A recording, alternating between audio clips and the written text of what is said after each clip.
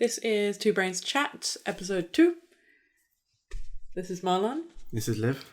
And so we're going to be talking today about a big topic, daunting topic, the best albums of the decade. In our completely biased, subjective opinion. Oh, yeah. So maybe the title should be our favourite albums of the decade, because we're not really taking, a little bit, but we're not really taking into consideration, the widespread... It's 90% effect. Yeah, 99% our personal enjoyment. Oh, yeah, 100%, yeah. So, okay, so... it took me quite a while to whittle this list down. Yeah. I had 70 or 80 albums that were floating around. Is that what you started with? Yeah. Oh my god. That's just started with let me just get these all on paper and see. There's always the top 4 or 5 were locked in. Yeah. And then the rest was just I think you had a different tact going about it than me, because I just literally thought of just the albums I've rinsed the most, the albums I've loved the most. Yeah, because I think there's some albums that I've rinsed more than others, but then it's like with films, I've seen, I don't know, I've seen Avengers more than I've seen Moonlight. Right. But Moonlight is a better film. Right, okay. You know what I mean? Yeah, I get what you mean. Alright, cool. So I think we're just going to go through the list. I think we'll take it in turns to talk about specific albums and why they're on the list. If we have a crossover, we won't let each other know. So if really? I say my number 10, you won't be like, oh, that's my number 4. Because then... Yeah. Oh, so we have to talk about it, repeat it again? Well, yeah, because we're obviously going to have... If we have crossovers, we'll probably have different reasonings for why it's in our list. That's true. And I think we won't go in a specific order apart from, the top 3. So let's keep, Oh, we're not? I don't think so, no. I spent a lot of time making a specific order. No, as in we won't talk about them in a specific order. What do you mean? Oh, so you want to? Well, we can if you want, just go 10 to that's 1. What I was gonna, yeah, I okay, fine. 10, 9, 9, I 8, just wanted to keep it spicy, but that's fine. Okay, so I think you should go first. I went first last time. You want me to go first? Yes, I do. I went first last time. Well, to be honest, I think it's probably better to get my number 10 out of the way, because I'm highly certain that you have never heard this album. Oh, okay. Cool. So at number 10. My number 10 it's a Death Grips. Oh, by the way, this is one artist per album. Yeah, Otherwise, there'd be just certain artists who've had 4 albums each. Yeah. My number 10 is a double album by Death Grips called The Powers That Be. And I think most of their albums for me are on a very consistent high level quality. So I just had to pick the one which felt like the most expansive and experimental, even for them, because they're quite an inherently experimental band. It's a double album. First part is called Niggas on the Moon, and the second part is called Jenny Death, which came out 6 months apart. You know, usually with double albums, you kind of have a thematic crossover or something that links the two together. Yeah. But these are the two most completely different albums you could ever listen to. The first part is really glitchy electronic stuff, all made up from Bjork vocal samples. Okay. And the second part is a straight up punk rap odyssey, just blow your mind, balls to the wall crazy shit. Uh-huh. And my favorite Death Grip song ever is a song called On GP, which is on there. That made me cry, because it's the most... Usually MC Rye's lyrics are really, really cryptic, and you have to go back over and over again to be what the fuck does he even mean? But I don't even understand the words he's saying. But this one was one of the most straightforward, full on, I'm dealing with severe depression and suicidal thoughts, and it's not glamorized, and it's not romanticized in any way. And I think it was a unique approach to that, because usually it can get a bit melodramatic in the songwriting when it comes to topics like that, sensitive topics like that. But that, and all over the album, they deal with these really weighty issues in such a brutal and visceral way that you just can't. It's like a drug, ironically. I just can't get enough of it. But I like both parts of the album for different reasons, and they kind of work well together as a double album, and I don't know how, because they're so wildly different. But they could have been any Death Grips album, but The Powers That Be is the one that sticks out to me particularly. Okay, cool. All right, my number 10. Why did it lock? You locked it. Shit, sorry. Don't look. I'm not looking. Okay. Okay. So, my number 10 is Atrocity Exhibition by Danny Brown. So, I feel like this album is just kind of... It's not like anything else. It's very kind of... I think the instrumentation of it and like the arrangement, the production, even like his voice is just very kind of brave and it's very ballsy. He obviously plays up the voice even more. I mean, this is the first album I'd ever heard of Danny Brown. I just thought he was always like this, but since hearing other projects of his, I've realised that he leans into the voice more in this album, and I think it just works really well. I mean, it's the sort of thing you either love it or you hate it. It gives you like a gut reaction when you first listen to it, and it can be quite abrasive. But I just think it's so awesome. He uses his voice as like an extra instrument, and I just think it's fucking cool. Yeah, I think it's just unlike anything else. It's just very interesting. It's very like in your face. Lots of different influences from lots of different genres. Yeah. I think it's a solid album. It is. It's an amazing solid album. My standout track. So for each one, I've got 3 standout tracks. For each cool album. Yeah. So my standout tracks are Ain't It Funny, Gold Dust, and Really Dough. Those are probably the most obvious choices for standout tracks, but they're just so solid. I think almost every song from the album is fair game. I mean, yeah. Because it's so consistent. Yeah, for sure. Okay, that's a very strong 9? pick. My number 9 is... I don't know if you might have done that. Okay, so my number 9, small, little-known indie band called Radiohead.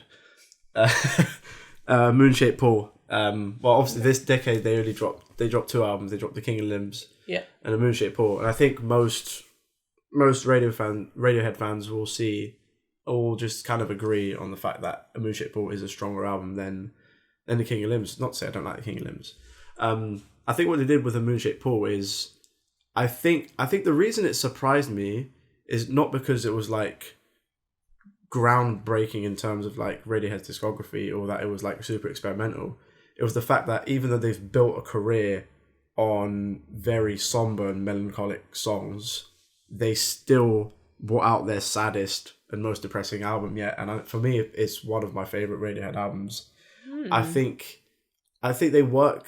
I think it just shows the variety that they can experiment with, because they can do the super experimental stuff like with Kid A and with The King of Limbs as well.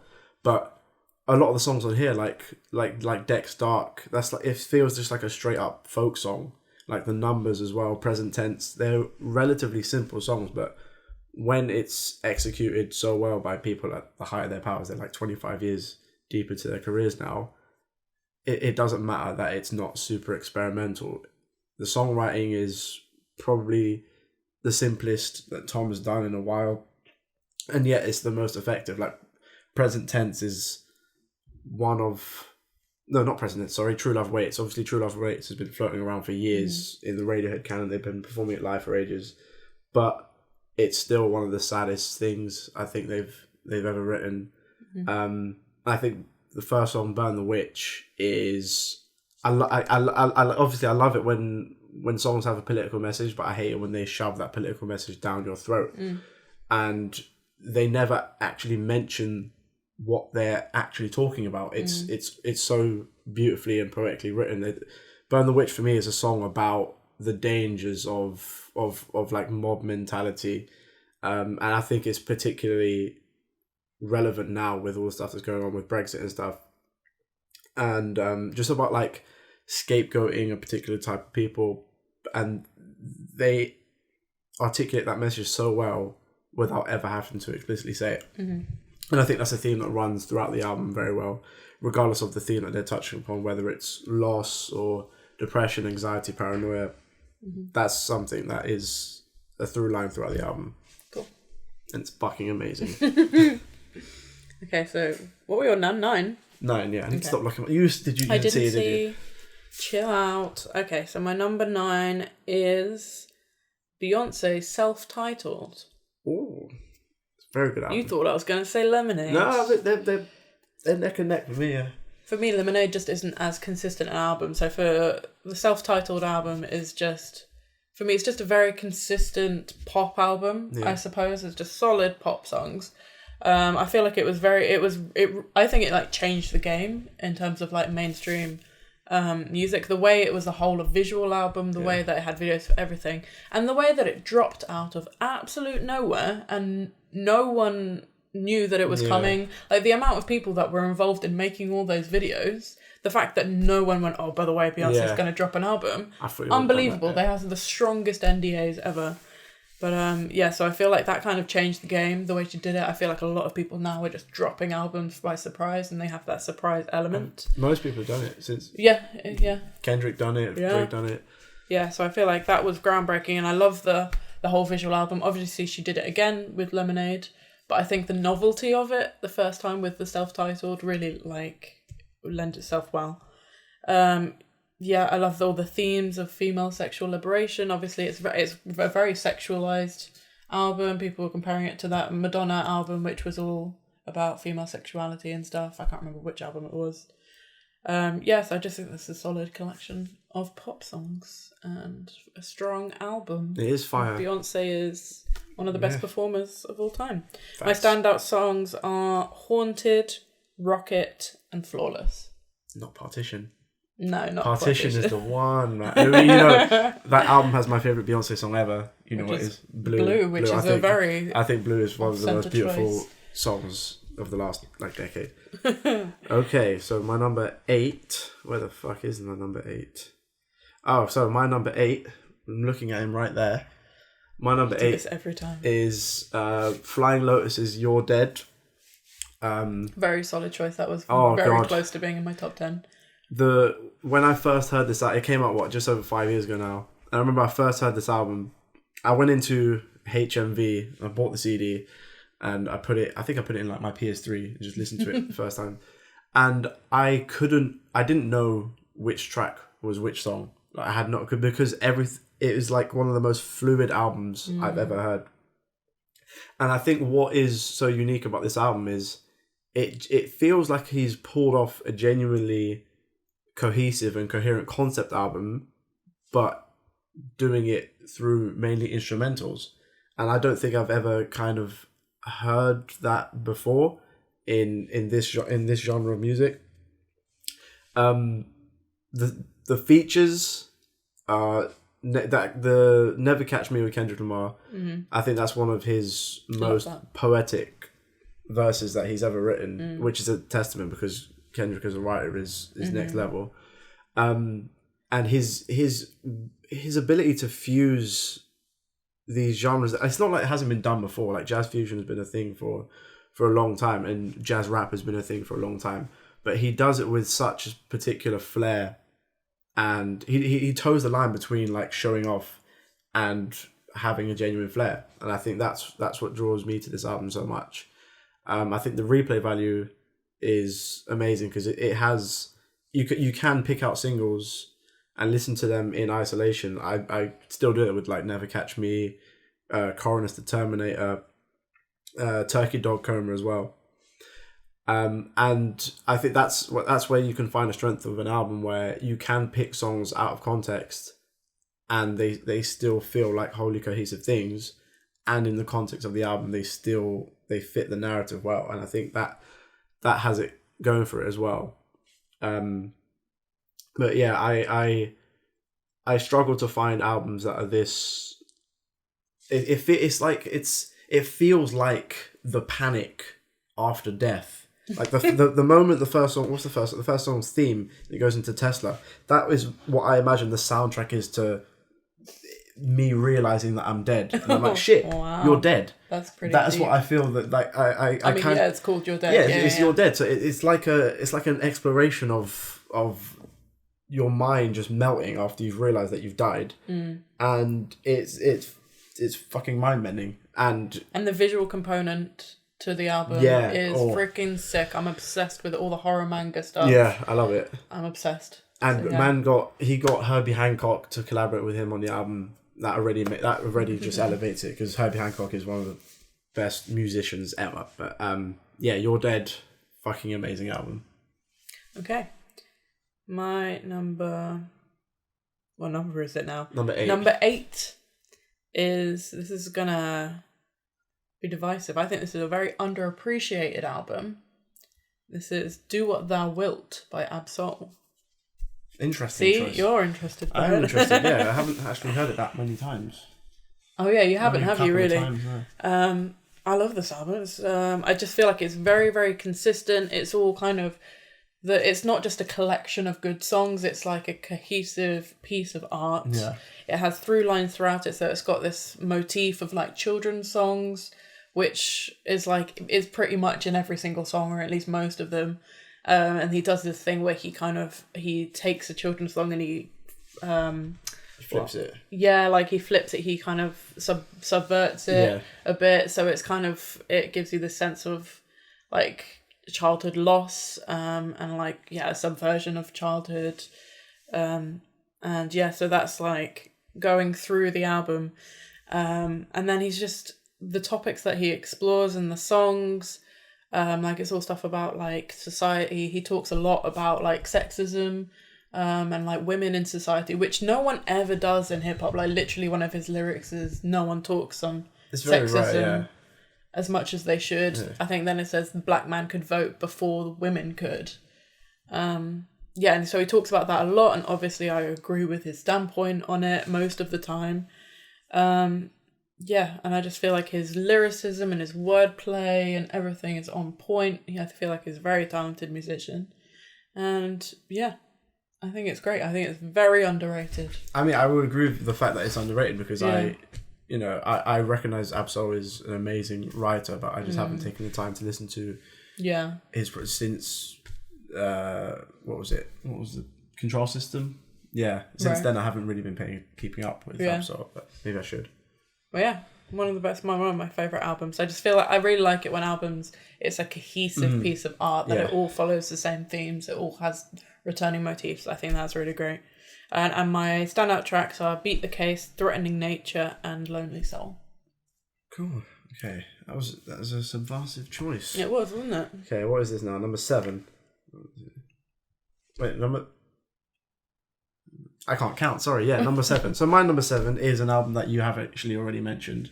Oh, okay. That is Daniel Brown. His name is Daniel. Yeah. Danny Brown, Atrocity Exhibition. Oh, it's in your top 10 as well. Yeah. Oh, I wasn't expecting that. Atrocity Exhibition is, oh my god. Again, I think similarly to You're Dead, it captures like a certain chaotic nature. Oh yeah, it's so chaotic. It's extremely chaotic, but I think the unique thing about, because obviously rappers have been rapping about drugs and depression and stuff like that for years on end now. But I think what's special about Atrocity Exhibition is that it's not just a man conveying the effects of drug abuse to you. It sounds like you're literally going through it with him, right? Yeah. Like in real time. It's like you're inside its mind while it's melting. Mm-hmm. But I think the thing that what Atrocity Exhibition did for people who were kind of like on the fence with Danny Brown is that they realized that he's the furthest thing from a gimmick. Right. And obviously you do have to, when you're first getting into Danny Brown, you do have to get past the voice, and I recognize that. But I think if you just take his lyrics out and just look at it on a piece of paper, you can see that he has honed this craft for years and years and years, and he's one of the smartest and best rappers in the game. And just sometimes people overlook that because he's so cartoonish and eccentric and over the top. But Atrocity Exhibition is one of the wildest albums I've ever heard in hip hop. Even more, I think it's a wilder album than any Death Grips album, and Death Grips are fucking crazy. And I think that's just a testament to him willing to just take influence from every genre under the sun. Like, I think Ain't It Funny is a Roger Waters sample. Oh, really? Like, who the fuck thinks to sample Roger Waters? But obviously, I think that was Black Milk. I think he produced that. You're an amazing producer. You've got Alchemist on there, Paul White. These are like, he had a lot of high profile people on that album. He had Absol, Earl, and Kendrick on the same song.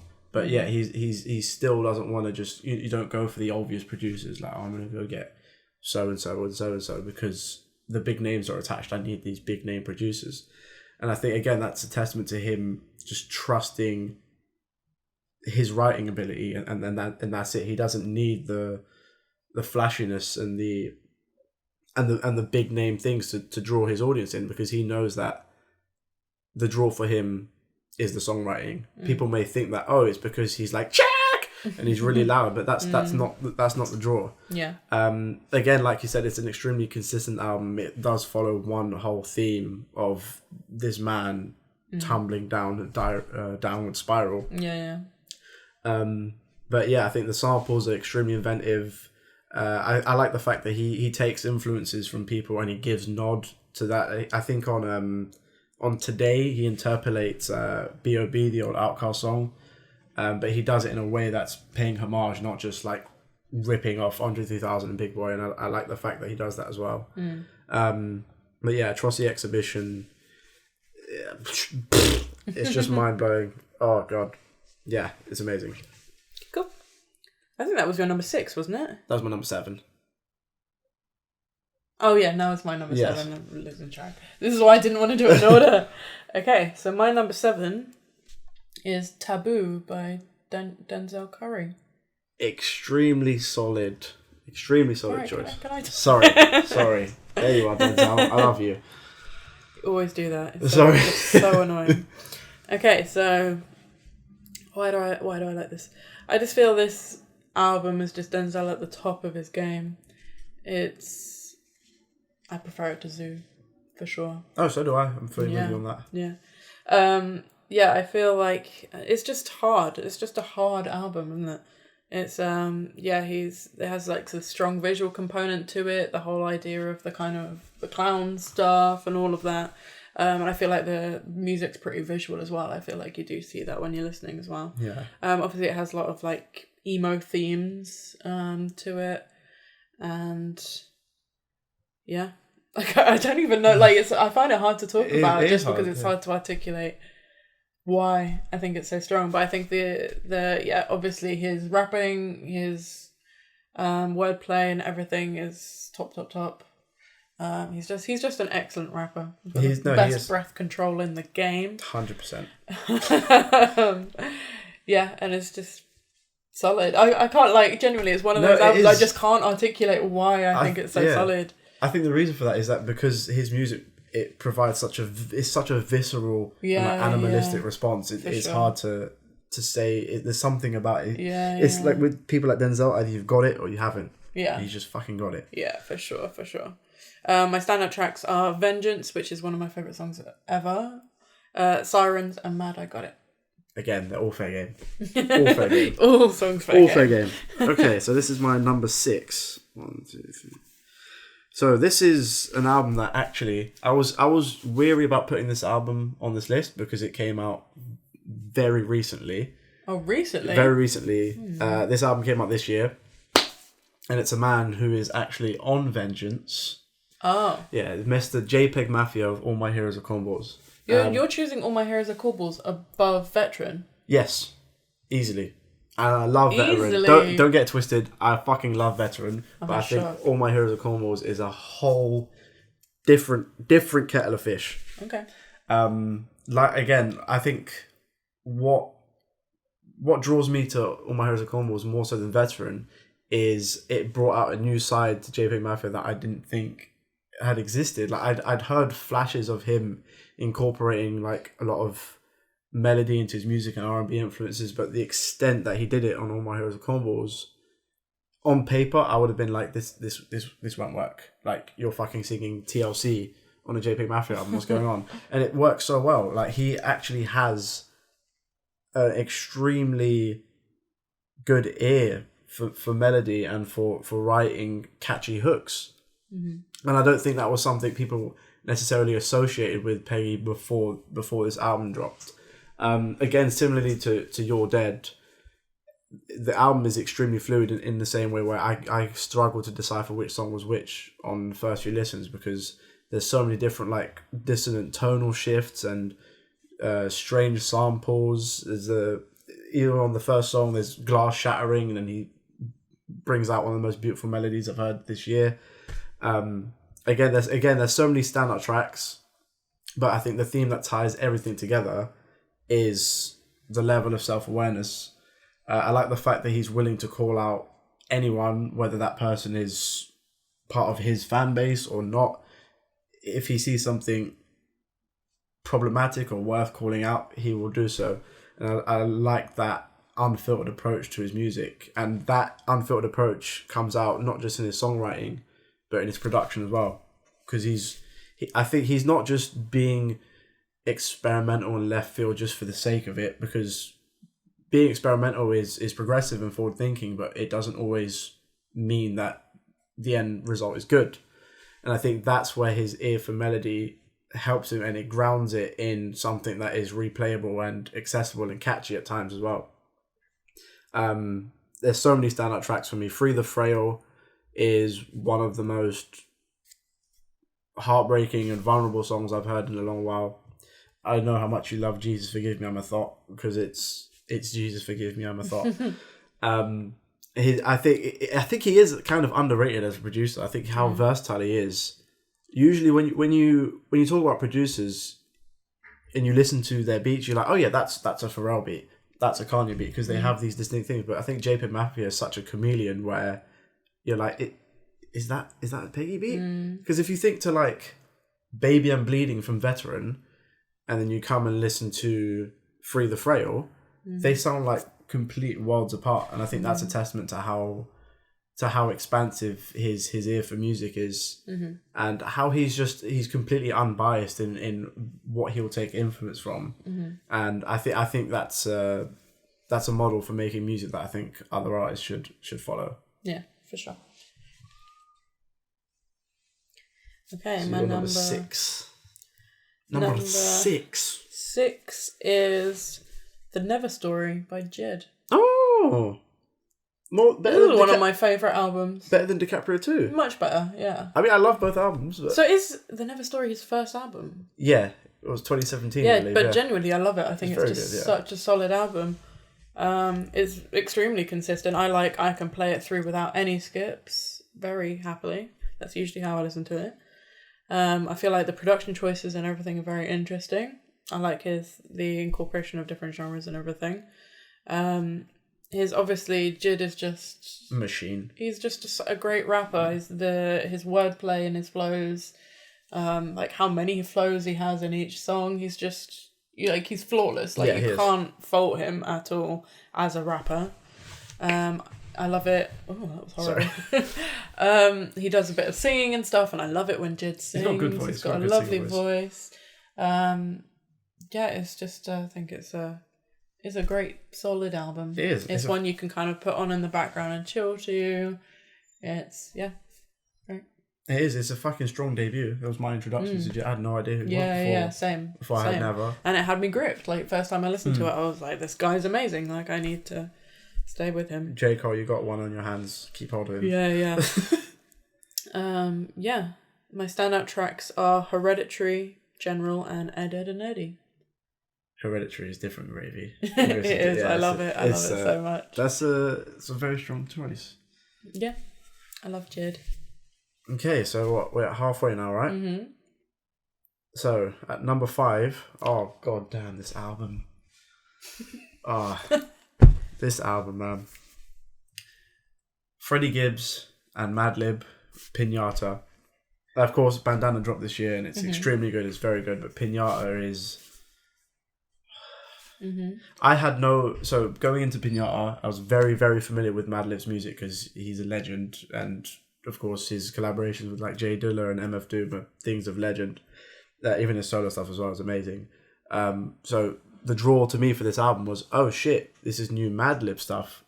Going into this, I had no idea who Freddie Gibbs was. Okay. This was 5 years ago. No idea who he was. So I was like, who the fuck's Freddie Gibbs? I'll give this a listen. And holy shit. When I first heard this album, I was like, this is like the perfect amalgamation of pure class and ratchet. That is what it's like. It's like a gangster rap album, but it's framed in you're like in an old timey mansion, like sitting on a leather chair, smoking a Cuban cigar. Mm-hmm. It's not that kind of like 90s Jay-Z mafioso rap, and it's not like anything I think Madlib or Freddie Gibbs had done before, because when I'd gone back and listened to what Freddie Gibbs was doing beforehand, it was a bit more traditional, like in your face, visceral gangster rap. And obviously Madlib had a knack for working with like those in like the jazz rap scene and a bit more underground left field kind of hip hop artists. And I think him linking up with someone who was traditionally so straightforward and gangster was a genius move, because it's that like juxtaposition of two completely different styles, and they somehow flow so seamlessly together.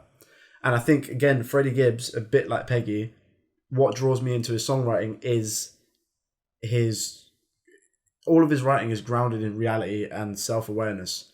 Usually when you hear, I mean, he is a gangster rapper. He's a gangster rapper, but he doesn't go out of his way to glorify it or try and influence anyone to be like, yeah, look, I sold these drugs, you should sell, it's cool and shit. No, he just paints a very poetic, vivid picture about what he has done and what his life is, and he leaves it up to the listener to interpret that and to interpret any deeper meaning behind it, because there is. And he's such a I think he's an underrated storyteller as well. There's a song called Deeper on Piñata where it's this kind of like love triangle story about him being with a woman, and then she kind of falls out of love with him, and then she links up with someone who's like a good boy who follows the law. And what you gather from the lyrics, and even though he doesn't explicitly say this, he starts to become insecure by the fact that she has found someone who, in his mind, subconsciously, he perceives is a better suit to her. And what he does is that he plays it up. He's like, I don't give a shit. I got this many bitches. I got this and that. But you can tell by the songwriting that level of self-awareness is still there. And I think that willingness to show vulnerability in the context of a gangster rap album is extremely unique, and it's rare as well, because usually in gangster rap it's all about bigging yourself up in the most creative way possible. And he does do that, but I think how he grounds it in reality so well is just so unique. And of course the features are amazing. He's got Earl Sweatshirt on there, he's got Domo Genesis, he's got Scarface, he's got Raekwon. And I think that's a testament to the pull that Madlib has and the respect he has as well, because I think if this was just someone coming into the game with Freddie Gibbs, they wouldn't be able to have that kind of kind of massive pull. But yeah, the beats on that album, some of the best hip hop beats ever made, in my opinion. Yeah, I mean, it's Madlib, isn't it? Madlib is mad. Madlib. So It's your number 5. Okay. We do realise, by the way, that there's a massive disparity between how Marlon talks about music and how I talk about music. What do you mean? Because talking about music is like literally what you do, whereas it's not what I do. Okay. I'm not very good at talking about music, but so we do understand. Okay, no, number 5. Is it going to be controversial? No, I don't think so. Okay. I mean, I think. Okay. I have a feeling I know what it is. I swear on my life. Have you seen this? No, I haven't seen it. I swear on my life. If what I'm thinking in my head. You say what you were thinking. I'm gonna mouth it to the camera and you look away. No. Yeah? Okay, fine. Just tell me. No, I'm not gonna say. Just say. No, I'm not gonna say. Okay. I think it's Astroworld. Yeah, it is. Oh my god! I fucking knew it. I knew it was gonna be number 5. I fucking knew it. I feel like maybe you know my top 5 if you just know where everything is placed. Okay, so it's Astroworld. Some people can be like, no, Rodeo was better, but I don't think so. I think they're both fair game. Let me tell you why. I think Astroworld's the perfect album, you know? Like, I know that you disagree, but I think there's not a bad song on there. No, there's not. There's one bad song, and it's called Yosemite. Shut up. No, he's wrong. Yeah, literally don't skip a single song. It's like a solid, because it's quite a long album. It's almost an hour, I think, yeah. Like, it's got lots of tracks, and every single one is a banger. I feel like the production is next level. I feel like, obviously, I could gush about how amazing Travis is all day. Travis is just amazing. And I feel like it's him at the top of his game. I feel like Rodeo was good, and it's got No No 210 on it, which is one of the best songs of the decade. But I just don't feel like it had the consistency that Astroworld does.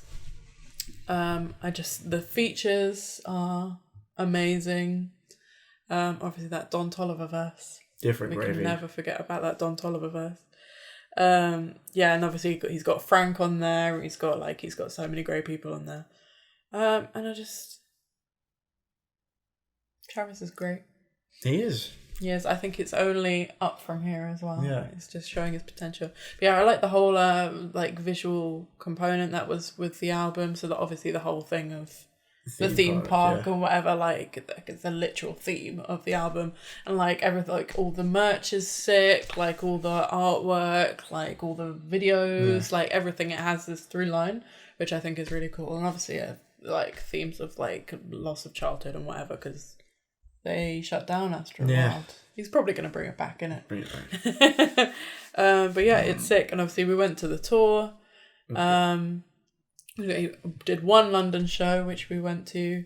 But yeah, like the whole thing. It was just like it was a whole thing, right? Yeah, it was just... and obviously he's released the documentary since the tour.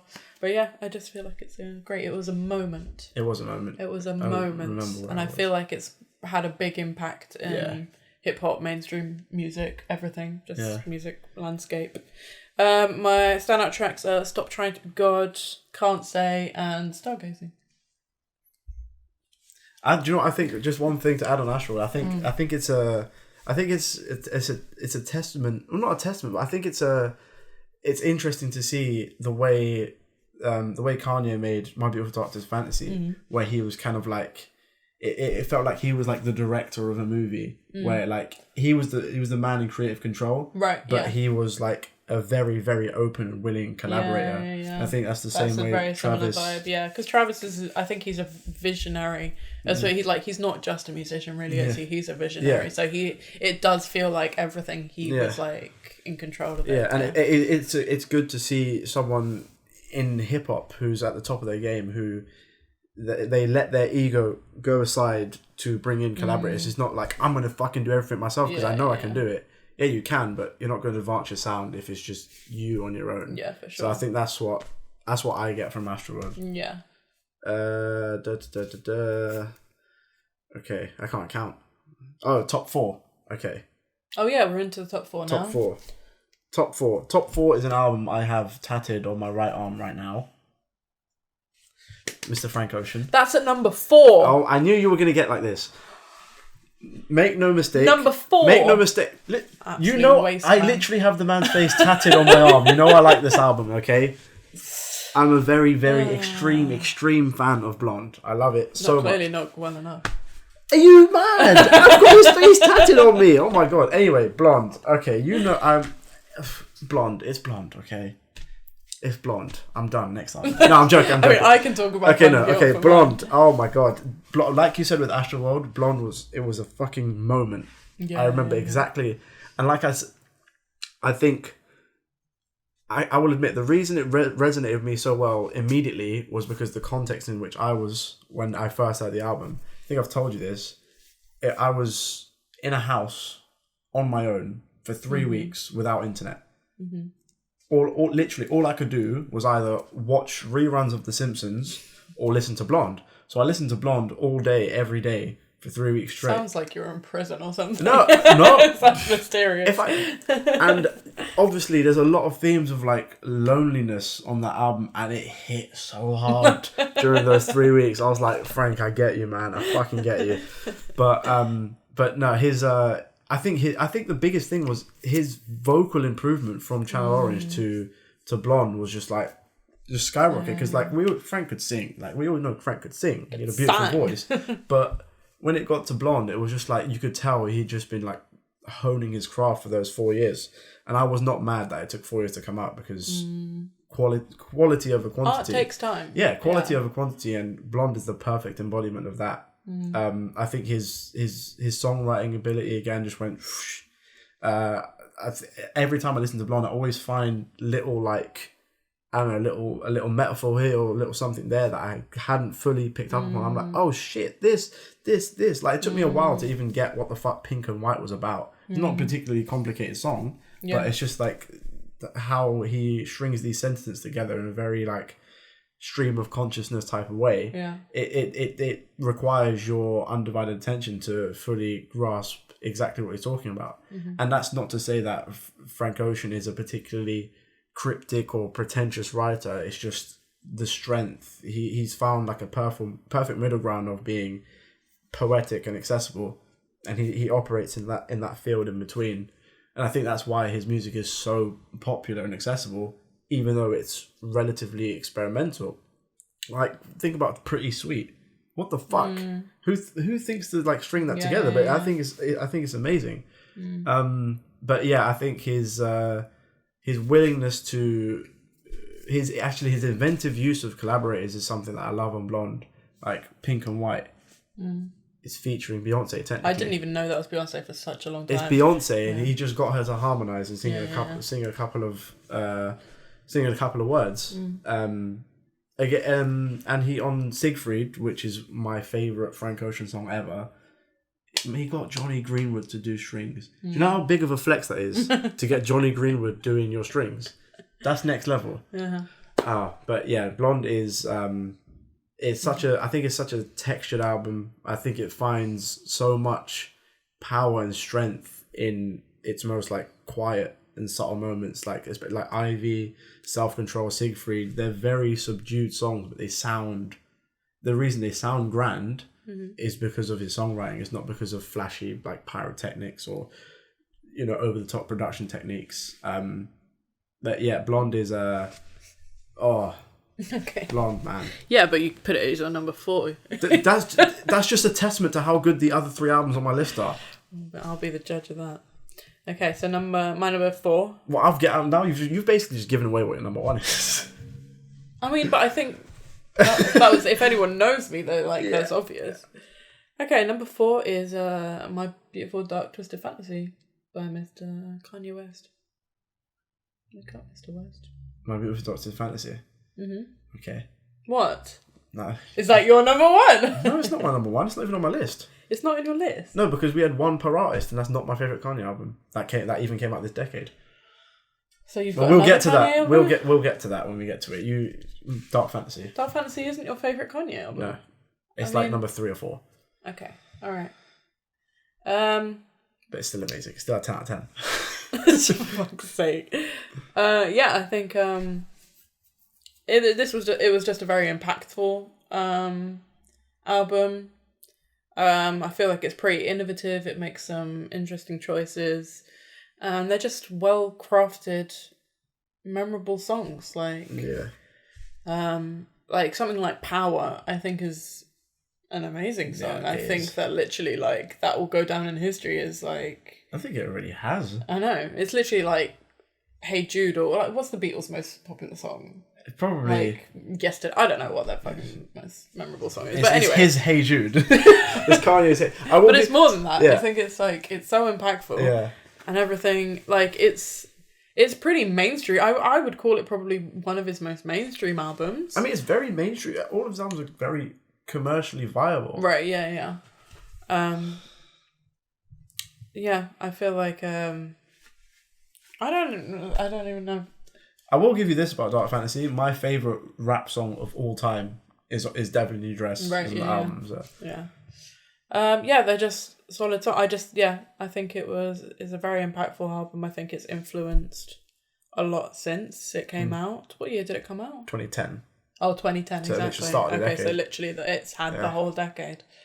And obviously it was his big like comeback album, wasn't it? And he kind of came out of the blue with it. It's a solid album, isn't it? It's a classic album. It is. I think the biggest impact that it made was that it transitioned from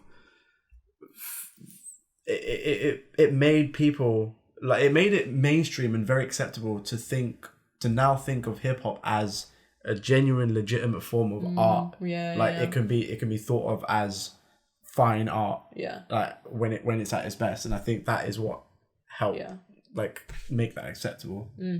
Yeah, for sure. I think the use of samples is great. Like great samples throughout. Obviously his production is amazing. And I just feel like it's a very consistent album. I think there are other Kanye albums that are more interesting, maybe, but they're maybe not as consistent, and they don't have the replay value that I feel like that fantasy has. And the theme, obviously, it has the kind of the nursery rhyme kind of theme and shit like that, which is interesting. I'm so shocked at how shocked you were about that as a choice. Okay, so not top 3. Top 3 now. So this is the second album on my list that actually came out this year. Are you serious? In your top 3? Yeah. Hang on, let me try to think what it is. Are you actually being serious? You should know what it is. Oh. It's Mr. Above Blonde. Mr. Gaptooth T himself. Above Blonde, you're insane. Ace the Creator, Wolf Haley. Just say it, man. Tyler the Creator with IGOR. I don't know. Do you know what? I don't think I've ever. It's very rare that I've ever had an album. I felt like I got it. Like a couple of listens in, I was like, I fully get you. I fully get you. Obviously, I love concept albums. And I don't mind when concept albums are very elaborate and they have like interwoven storylines and they're fucking non-linear and all this stuff. But I love the fact that he took a simple approach. He's just like, I'm going to talk about a really toxic relationship and that's it. And there was every single lyric, which I think is hard to do because even like the best concept albums, like they'll step out for a second and like just like talk about some other shit. But every single lyric is fully dedicated to this concept, to this idea of the IGOR character. And I think again his production in the last 10 years has just been like, he's always been like a very, very talented producer, but Flower Boy and now IGOR, he is, I think, one of the best producers working in the world. And of course he wears his influences like wholeheartedly on his sleeves, especially Pharrell and Kanye. But he's not just being derivative of those artists. He's putting a spin on the sounds that they've established. Especially like I think Puppet, whilst it's not my favorite song on the album, but that I think if the fact that he's able to produce that and he's able to produce New Magic Wand in the same album just shows how diverse his production is, and his ear for melody and beats as well. And I think now he's become someone who is a very, very adept writer of pop songs, of very catchy pop songs. I think Earthquake is one of the catchiest songs. Have you been able to get Earthquake out of your head since it dropped? Yes, of course I have. What are you on about, man? Anyway, okay, forget that. Earthquake is one of the catchiest songs of the year. It's one of the best pop songs of the year, and it's just a testament to his versatility. Because on that album there are influences from a shitload of different genres. Is the first IGOR's theme sounds like bloody like some jazz funk fusion shit, and then Puppet sounds like, I don't know, some 1970s soul. Again with the last song, it's an Al Green sample, so obviously it's got that soul influence. But again, what draws me to this album the most is the concept and how concise it is and how fine-tuned, laser focused the album is. And it's just it's just the idea is just so focused. I've never heard a more focused album. I don't think. Okay. It's extremely focused. Okay. And it's beautiful. You're absolutely insane. IGOR above Blonde. They don't have to compete. We're literally doing a top 10. Yeah, but this, like I said, this is completely subjective personal enjoyment. Alright. My enjoyment of IGOR does not detract from my enjoyment of Blonde. But you prefer it. It's okay. It's okay. I won't cry about it. My number 3. Yeah. We are on number 3, right? Yeah. Number 3 is Doris by All Sweatshirt. That high? Yeah. Do you know, I didn't even know you fucked with Doris that heavy. I fuck with Doris heavy. I'm sorry, I didn't know you fucked with Earl that heavy. Yeah, well, yeah. But Doris is new levels. Above some rap songs? Yeah. That's controversial. That's controversial. Some rap songs is... Yeah, let's hear. Why Doris? I feel like Doris it's one of the most different albums I've ever heard, and in a sense that it's different throughout the entire thing. Like, it's extremely simple in its sound. Like, it's very simple, really. But I just feel like it's just so completely original that there's literally just nothing else like this album. Like, there's nothing else. Like, it is one specific sound that you're not going to get from anywhere else. I love all the kind of like the grungy instrumentation, or the kind of like the deep notes. It's a very dirty album. Yeah, like the dirty production. But I just feel like as a piece of art from start to finish, beautiful. Earl is obviously one of the best. Best. His like the lyricism. He's just such a poet. Yeah. And I feel like he's just amazing. His wordplay, just everything is amazing. I feel like his the kind of the themes that he talks about in the album, like mental illness and struggles and things like that, is like it's relatable for a lot of people. And I feel like you just kind of understand what he's talking about and what he's saying. It feels relatable in that way. Like, I may not have gone through exactly what he has, but it feels like I'm there with him. I feel like it's kind of very heartfelt. I feel like it's very much, he's like, here's my heart. Like, he's just wearing his heart on his sleeve. And I just appreciate authenticity in that way.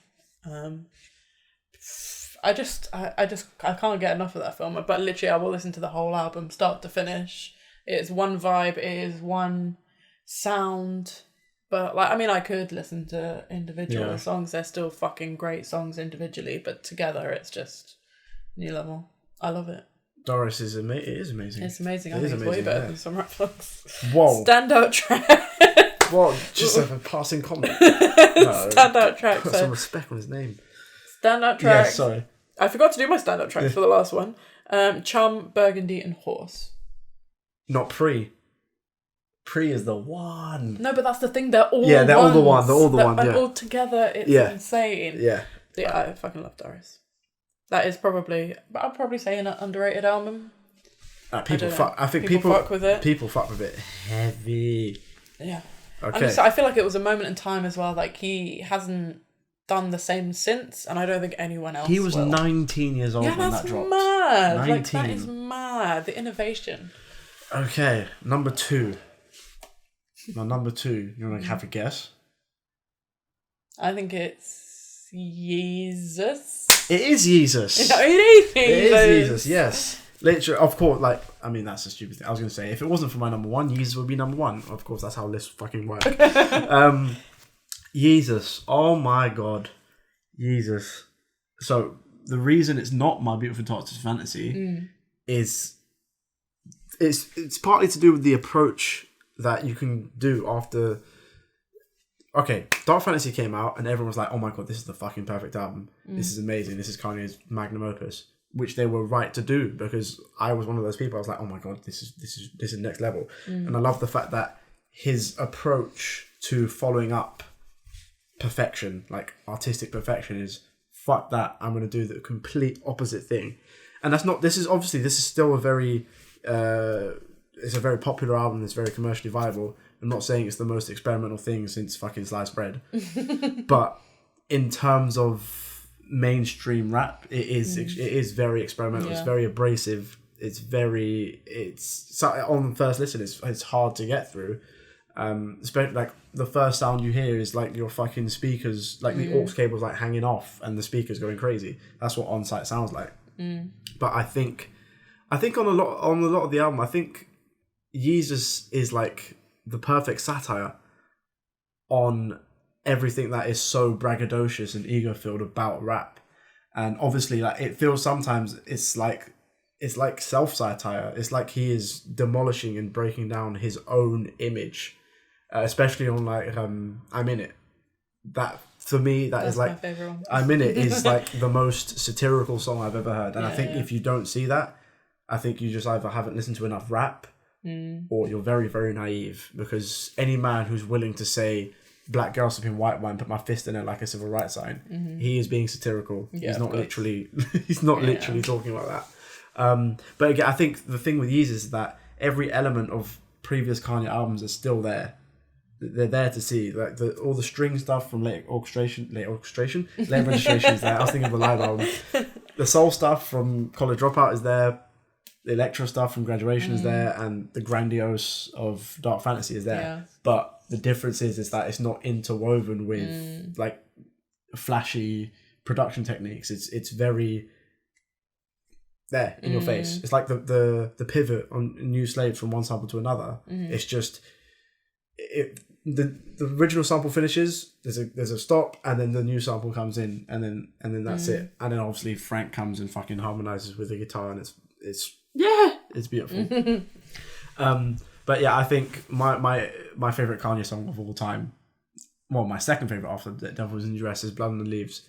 I think that is just a perfect advert for what Kanye is all about. He's bringing these elements together that just shouldn't work on paper. It's Nina Simone and some fucking drum and bass trap shit, and it's like one of the most beautiful things I've ever fucking heard. Song, yeah. Yeezus for me is like the dark, ugly cousin hiding in the attic of 808s and Heartbreak. Right. That's what it sounds like to me. It sounds like it's 808s and Heartbreak from the upside down. That's what it is to me, and I fucking love it.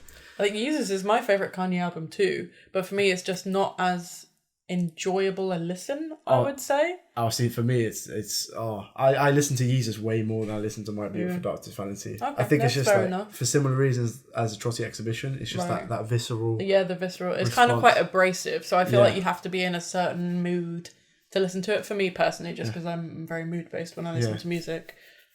But Yeezus is, I mean, it's one of my favourite albums of all fucking time. So, and it would be my album of the decade if it wasn't for my next album, but we'll get to that. Which we know what it's going to be. Of course you know what it's going to be. It's my number 2. It's your number 2. It's your number 2. You've put the best album ever made at number 2. Second. The best album ever made. Let's just fight right now. Okay, go on. Okay, so my number 2 is To Pimp a Butterfly by Kendrick Lamar. Okay, I feel like so much has been said about To Pimp a Butterfly and why it's the best, second best album ever, that there's not much more I can add to the conversation. And obviously you're about to go into it and you're much better at articulating this than I am. So I'll keep it brief. But yeah, just everything. Kendrick's the GOAT. Like, obviously is lyricism and like everything is outstanding. I feel like the themes, it's very kind of our time. I feel like it's very pertinent and important. And I feel like it was something that was needed. He was talking about real shit that mattered. In a very kind of, he came at it from a very intellectual angle. And I feel like he made people listen to it and people take note of it. I think for me, because To Pimp a Butterfly was basically the first hip hop album that I'd ever really listened to, like, properly. Because I'm late to the game of hip hop. Like, I started with the foundation of like Radiohead and alternative music, and I went into hip hop, whereas Marlon's the opposite, and started with the basis of hip hop and then went into alternative from there. So it was literally the first album, and I just, the first time I listened to it, it just blew my fucking mind, and it cracked my brain wide open. I was like, oh shit, look at all of this stuff. So that's why my favourite song is Wesley's Theory. Because it was the first song I'd ever heard from him, and I was like, fuck me, and it's amazing. What else have I put down here? Obviously the use of jazz and everything is all great. He did that in a way that no one else could. And yeah, just like everything, the arrangements of each song, it's just like a highly intelligent album, is how I think of it. Like, it just, everything he says is like, it's for a specific reason. Obviously the references he uses, just everything is just so intelligent. Every line means something, means something real. And just, I feel like it's just Masterclass. It is. It is. Perfect. Standout tracks. Wesley's Theory. And then I'm going to go obvious King Kunta and Alright. Mm-hmm. Yeah. You're going to I probably talk about it much I've better than me. What my number one is. To Pimp a Butterfly. My favourite album ever made in any genre of music is automatically my favourite album of the decade. I think the one thing that this album took, like, I'd always been a fan of rap and bars for a very long time, but what To Pimp a Butterfly taught me was that I could view rap as a legitimate form of literature, like to be like taken seriously, analysed, to be taken seriously, and not in a pretentious way of like, oh yeah, look how smart I am. No, it's because the quality of it. It's like not every book warrants, you know, intense analysis. The same thing with rap lyrics. Like not everything. You know, you don't need to analyze 6ix9ine's lyrics too much. But that's a weird example. Okay, but it's just the first one I could think of. Like you don't need to. Yeah, but like it taught me that like this is a legitimate form of literature. Art, like, This is something, and I think the reason, again, it's a unique rap album, and it's a unique conscious rap album, because the thing with conscious rap is it's very easy to just try and tug on people's heartstrings, and just dictate to them how they should be feeling. And with what Kendrick does, and I think this is why he embodies so many different characters and voices in his music, is because he is trying to get as many angles on the issue as possible. And of course, there was a bit of controversy when The Black of the Berry came out, because he was trying to point out a kind of hypocrisy with the issue of black on black violence. And even though it's something that we don't want to hear, it's a necessary discussion to have, because it's clearly something that's not going away, and that's the kind of things he just doesn't shy away from anywhere on the album. Again, he is like Earl, he is like a genuine like poet. When I first heard For Free, for a second I was like, is this shit? I was like, is this trash? Is this shit? For a sec, I was just literally like, I was like, has he gone mad? And I was like, no, this is no one else is doing. No one else is even just like scraping what he's doing on For Free. Like who does. Oh my god. Like you said, it's a very, very timely album, especially with All Right becoming like the kind of like the anthem for the Black Lives Matter movement. And again, the concept of the album is so unique. Like, he just done a concept. He always has concepts to his albums. He just got on Good Kid, Mad City, which is basically like a fucking short film with like how very specific and cinematic everything about the album is. And then he does To Pimp a Butterfly, and my guy is trying to get through a poem, and then he's trying to get through the poem, and my guy's speaking to Tupac. He's fucking speaking to Tupac. When I first heard it, I remember I woke up at 6 a.m, just sat on my balcony with a cup of coffee. I'm like, right, let's do this. And I hear what the ground represent, and then I hear the ground is gonna swallow. I was like, what the fuck is going on? And like, if you didn't know that Tupac was dead, you would just fully assume that is just a genuine interview with someone who is still alive. And like, it's that level of like forward thinking and risk taking. Because imagine you saying to your label and your producers, yeah, I'm ending my album with an interview with Tupac who's dead. You'd be like, are you okay, Kendrick? Yeah. But it's that willingness to just like risk it all in the pursuit of like artistic greatness. His writing all over the album is amazing. I think the first verse of Mama is the best rap verse ever written, like just on a purely technical literacy level. And again, it's for such a dense album. It was so dense and so experimental in terms of popular hip hop. For that to achieve the widespread commercial and critical success, it was very, very refreshing, and it was very, very. It was life assuring as well, because I was like, oh wait, most people aren't idiots. When something of this undeniable quality is released, the people will they will flock to it, and I think that is what like restored a lot of people's faith in hip hop, because when it's also I think it's also what's the word? It's something to look up to for younger artists, because they're like, I don't need all the flash. If my music is good enough and I work hard enough, it will get the recognition it deserves because of the quality alone. Obviously, people have again dissected this album for years now, and there's so much you could say about it. Yeah. But it is just, for me, it's the best album ever made, in my opinion. Okay.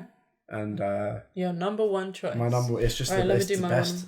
I mean, you don't need to look. You know. Yeah, I've got written notes. Oh remember? shit! Yeah. Okay, so my number one album of the decade and my favourite album of all time is Blond by Frank Ocean.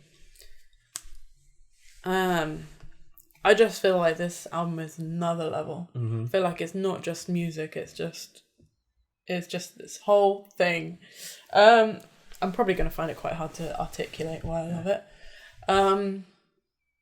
I feel like it's not... So the first time I ever heard the album, I think the first 2 times I ever heard the album, I remember where I was. I literally can see it in my mind. I was on a train going down to the south of England to visit my aunt who lives in the coast.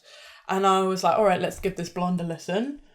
And I just did not get it. I did not get it. Like, literally, I was sitting there being like, what is this? Like, it just wasn't computing in my brain at all. I was like, I don't get it. What is going on? And because obviously it's very experimental. It's very strange in its production. It's a very strange album. And I just didn't fucking get it. And then I literally remember on my way back up from the coast, listen to it, I think I was like, let's just give it one more try. People are saying it's amazing. Let's give it another try. And I think on my third listen, it was like a moment and it clicked for me. And I was like, wow, it just went from being like, I don't fucking get this at all, to literally being like, oh my God, this is incredible. And for me, it was very strange. I've not really had an experience like that with music before. I've had that kind of experience with things like art, but not really with music before.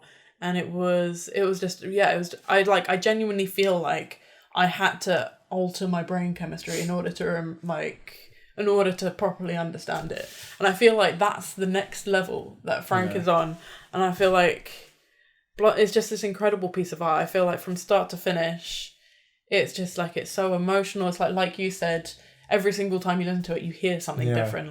Whether it's a different instrument or a different lyric that you go, oh shit, I didn't realize, you hear something different every single time. And in that way, the replay value is off the charts, because literally I could listen to it on repeat for the rest of my life and be very happy. I feel like it's just so incredible. It's it's so complex. Just every song is so complex, which I feel like is the basis for quality songs. Is if it's complex, most likely it will be good. But I just feel like it's beautiful. It's just so beautiful. Obviously his voice is beautiful, but all the instruments are beautiful, all the just literally everything. And it's different, isn't it? It's just different. No one else could do this. No one else could make Blonde. It's just different. No one thinks that way.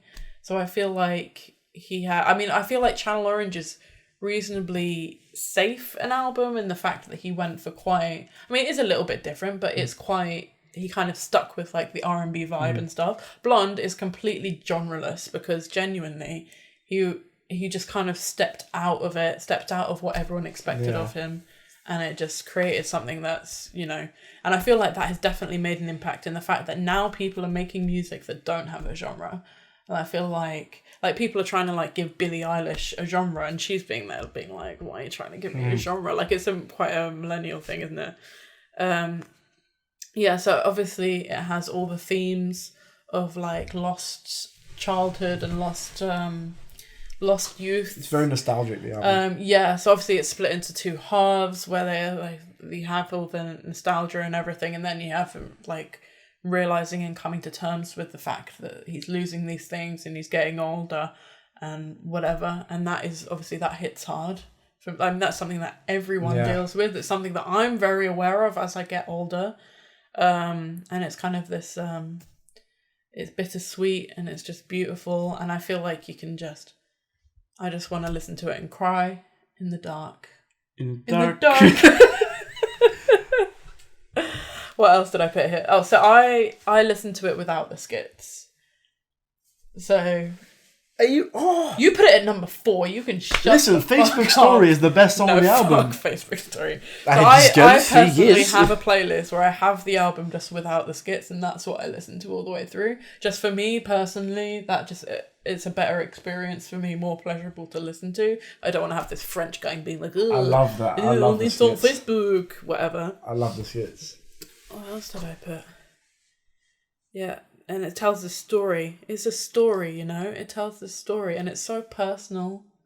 And it's I can talk about this album way more than I can talk about any of the others. That says something, right? Yeah. Yeah, it's very personal. It's just beautiful.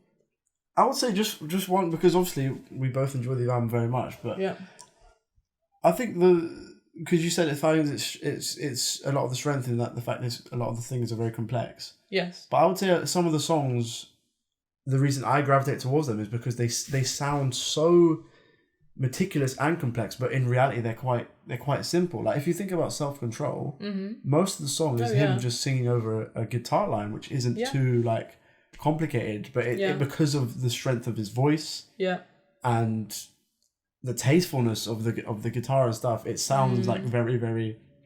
And of course, I think to achieve true simplicity, there has to be complexity behind it. I think you have to have a very, very fine understanding of 100%. what makes something complex and what makes something simple. Yeah. And what makes something.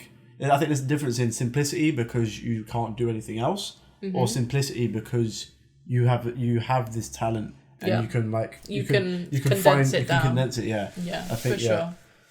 Yeah, I think it's just so original. My standout tracks are Nights, which is the best song ever. My favorite. My favorite song ever. Nikes and Pink and White. But honestly, it's like the whole album. I've got a standout bar. Standout bar. Yeah. Go on then. It's not even Frank bar. It's an Andre 3000 bar. Oh yeah. Where he says so low that I can see under the skirt of an ant. Do you know how long it took me to realise what the fuck he was even saying? He says so low that I can see under the skirt of an ant. Beautiful. Andre 3000. Yeah. Oh yeah, getting Andre 3000 on your album is twice. He done it twice. Yeah. What That's different, man. But whew. Yeah. That was so. I think no one's gonna doubt that that's my number one because I could talk about that so much easier than anything else. That Blonde is. I mean, It's new levels. It is new levels. Yeah. She's not evil. Okay, so that was our top 10. Let us know. Do you agree with? Who do you agree with more? Are there somewhere you're like, what the fuck? Why is that in your top 10? Or it's like, why isn't this in your top 10? Because there was a lot. Maybe. I literally until yesterday. Maybe we've forgotten one, but that's not a good sign, is it? Yes, I had in the last 2 days. I had 4 different albums at number 10. Oh, okay. Yeah. It's very hard to whittle it down. How many thousands of albums have been made? Yeah, I know. In 10 years. I found it hard to just do this year, let alone the fucking decade. Yeah, exactly. So it's a hard task. But yeah, just let us know what you think. And Happy New Year. Happy New Decade. Happy New Decade. This might... will this be coming out this year or next year? Who knows? Let's see how long it takes to edit. Yeah. Okay, cool. We'll see you next time. In a bit, fam.